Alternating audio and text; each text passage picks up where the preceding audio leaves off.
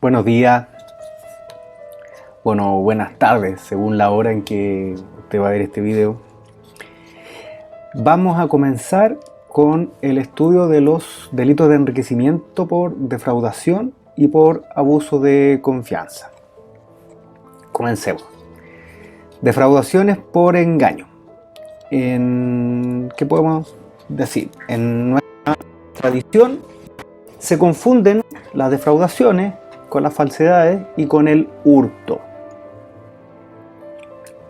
La regulación del Código Penal chileno no es orgánica, puesto que se confunde la afectación de la propiedad, del patrimonio y la del orden socioeconómico, por ejemplo, lo que sucede con el delito de usura. También se discute, a modo ejemplar, si la figura básica o residual dentro de los delitos de estafa es la del artículo 468 o si es la del artículo 473.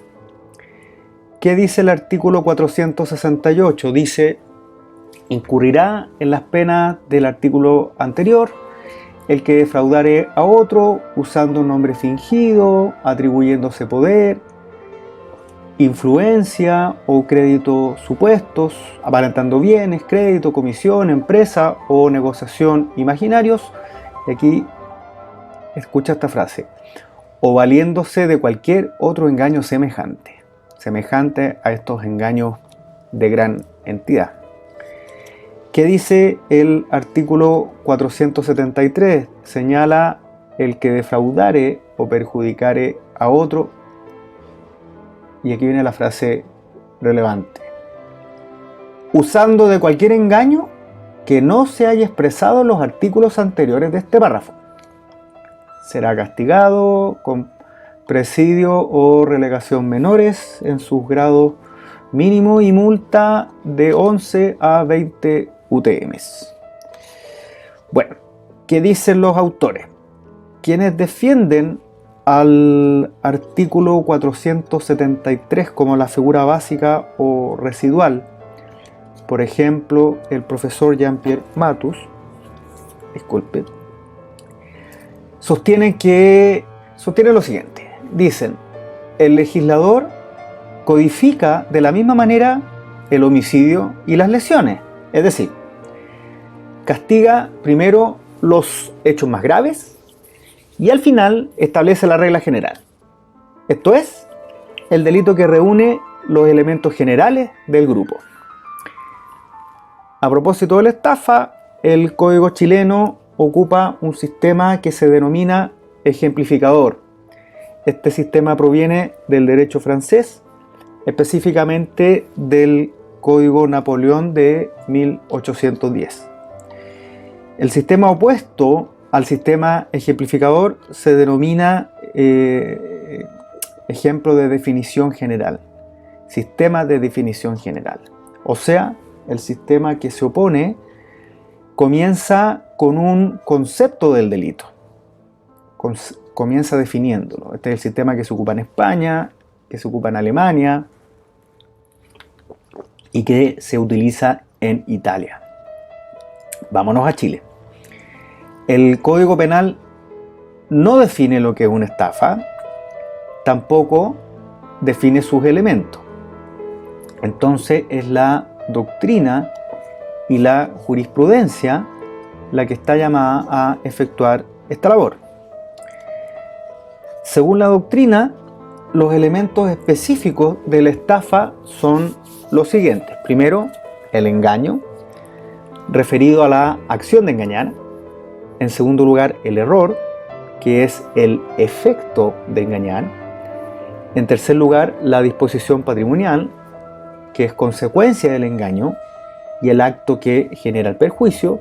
Y por último, y en cuarto lugar, el perjuicio patrimonial, que es la pérdida propiamente tal. Además, debe poderse imputar objetivamente el resultado. ¿Cuál es el resultado? El perjuicio a la acción. ¿Cuál es la acción? El engaño.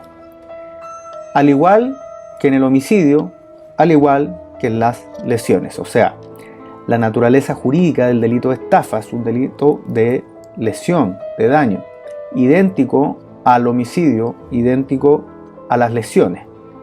Es decir, se deben imputar objetivamente sus elementos, o sea, el resultado, el perjuicio patrimonial a la acción, que es el engaño.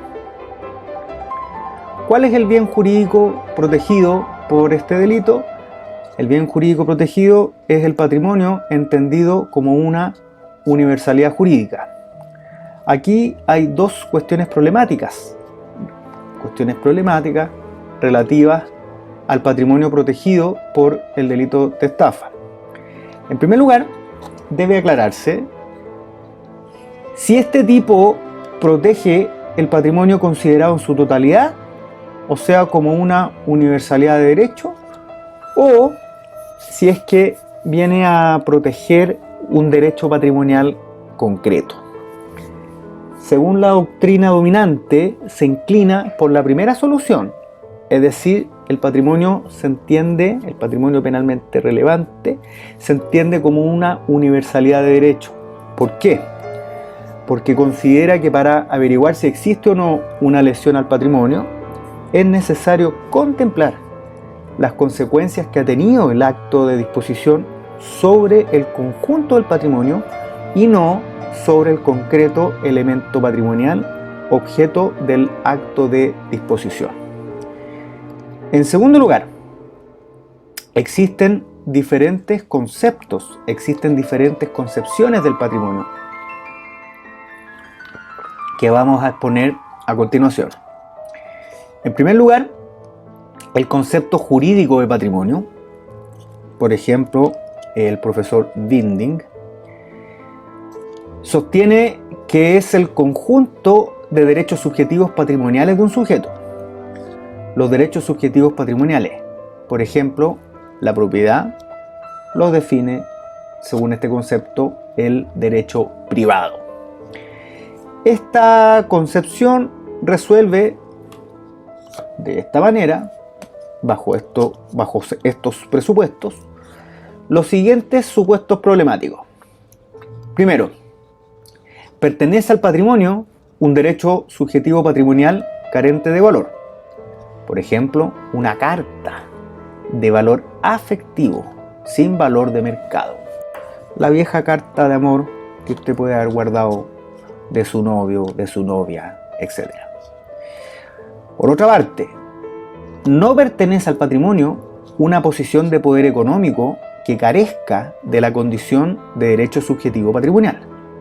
Por ejemplo, las expectativas de ganancia. Y por último, no pertenecen al patrimonio las pretensiones de las partes de un negocio ilícito, de un negocio no lícito. ¿Por qué? Porque no están reconocidas por el derecho civil como derechos subjetivos de carácter patrimonial. A este concepto jurídico se le han efectuado algunas críticas. Se le ha objetado, por ejemplo, que no permite incluir en el patrimonio posiciones de poder, como la clientela, que no son contrarias al derecho, pero que carecen del reconocimiento formal por parte del derecho privado como derechos subjetivos patrimoniales. Vaya a decirle a un comerciante, como ejemplo, que su clientela no es valiosa al momento de negociar una fusión o una adquisición. Otro concepto, el concepto económico. Por señalar a algunos autores, tenemos a Arzt, A-R-Z-T y a Weber. Según el concepto económico, el patrimonio es el conjunto de bienes de valor económico de una persona. Para esta concepción, en su versión radical, no es necesario el reconocimiento de esos bienes o posiciones de poder por parte del derecho privado. Existen diversas concepciones económicas según el modo de determinar el valor económico del conjunto de bienes que forma el patrimonio. La primera entiende que el valor económico se identifica con el valor que tiene el bien o posición de poder en el mercado. En cambio, la segunda, que es la que se denomina teoría objetivo individual del perjuicio, considera que además del valor de mercado, debe tomarse en consideración el valor de utilidad que tiene el bien para su titular. La concepción recién explicada, la concepción económica, resuelve de esta manera algunos supuestos problemáticos. Primero, no pertenecen al patrimonio los bienes carentes de valor económico, aunque estén amparados por un derecho subjetivo patrimonial. 2. Cualquier pérdida económica de la víctima de una estafa es perjuicio típico, es decir, sería una lesión al patrimonio, aunque el engaño tenga lugar en el marco de un negocio ilícito cuyas pretensiones carecen del reconocimiento del derecho privado. Y en tercer lugar, la posesión ilícita, por ejemplo, la del ladrón o la del autor de una estafa, pertenece al patrimonio. Por ello, también hay estafa, según esta teoría, cuando la víctima es un ladrón y cuando un ladrón engaña a otro ladrón en el reparto del botín. A esta concepción económica se le han hecho diversas críticas. Primero, prescinde del derecho privado y de lo que éste entienda por patrimonio. Y en segundo lugar, sin hacer referencia al derecho privado, esta concepción carece de un criterio con base en el cual se puedan vincular los bienes al titular víctima de la estafa. Tercer concepto de patrimonio, el concepto mixto jurídico-económico. Este concepto es defendido por la doctrina dominante y por la jurisprudencia en Chile. Podemos citar a tu servidor en un trabajo que realicé en la editorial, en la actual editorial Thomson Reuters, el año 2012, en un libro que se llama La estafa, del cual estoy preparando con mucho esfuerzo. Yo sé que a nadie le importa mi vida, pero lo estoy anunciando. Estoy preparando una edición nueva. El concepto entonces mixto es defendido por la mayoría de la doctrina dominante en Chile. Según esta concepción, el patrimonio es un conjunto de bienes de valor económico con apariencia jurídica. Se trata de una solución ecléctica que combina el criterio económico con el criterio jurídico. Esta concepción resuelve de esta manera los siguientes casos problemáticos. Primero, deja fuera del patrimonio a los bienes que carecen de valor económico. En segundo lugar, excluye del patrimonio a los bienes que carecen de apariencia jurídica, por ejemplo, las prestaciones ilícitas, es decir, la protección cede con la antijuridicidad, o sea, hay protección hasta la comisión del delito, no con la posible comisión del delito. 3. Incluye en el patrimonio los bienes con apariencia jurídica, por ejemplo el dinero, de manera que permite afirmar que aquel sujeto que, en el marco de un negocio ilícito, entrega dinero engañado por la otra parte, que ha sido entonces de esta manera víctima de una estafa. Y 3, y por último 4, considera que la posesión ilícita forma parte del patrimonio y así concluye que hay estafa en los casos de engaño al ladrón. Texto expreso de ley para afirmar eso, no es baladí. Apariencia jurídica, ¿dónde la encontramos? Ándate por favor al artículo 469, número 5. Se impondrá respectivamente el máximo de las penas señaladas en el artículo 467, número 5,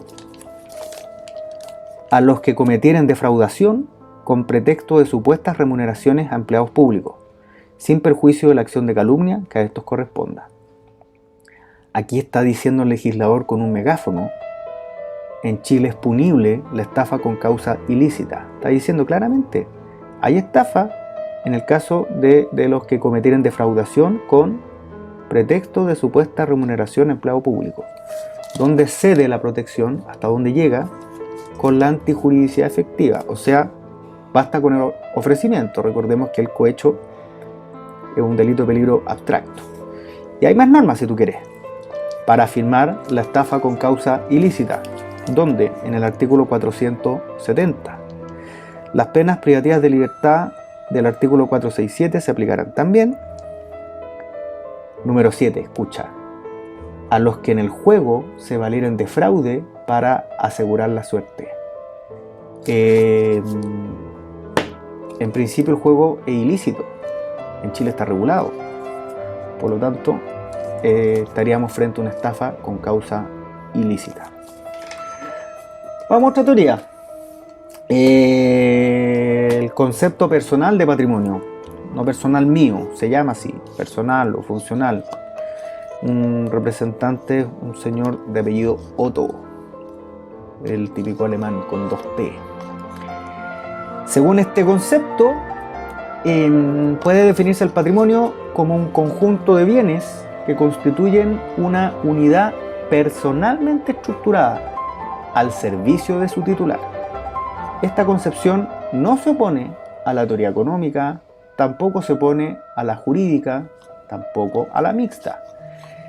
¿A qué es lo que se opone? A una valoración del patrimonio llevada a cabo sin tomar en consideración a su titular, al margen del titular. En realidad,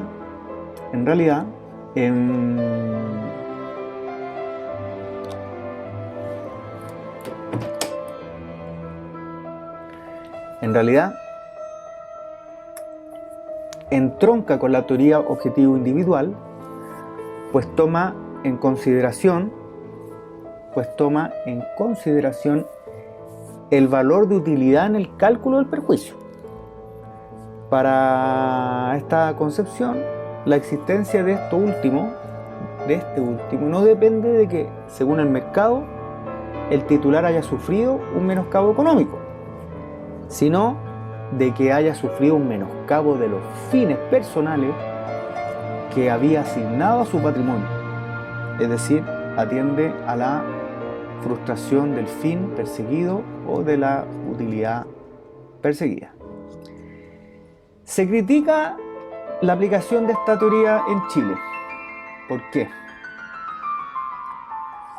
Por lo que dispone el artículo 467. En el artículo 467 se establecen los criterios para determinar la pena en los delitos patrimoniales. Criterios que son objetivos. ¿Qué importa eso? Bueno, es un sistema de cuantías. Y al ser un sistema de cuantías, es un sistema objetivo, y la teoría que acabamos de explicar, no sé para qué saqué el código. Las teorías que acabamos de explicar esta teoría que acabamos de explicar es meramente subjetiva, porque se atiende al titular. Recordemos que dice que la existencia del perjuicio y del patrimonio, son conceptos que van entrelazados, no depende de que según el mercado se haya sufrido el menoscabo, sino de que se haya sufrido un menoscabo de los fines personales del titular del patrimonio. Entonces, esta teoría se critica en Chile, no se puede aplicar porque según el artículo 467 del Código Penal, las penas se gradúan en razón de la cuantía que está comprometida.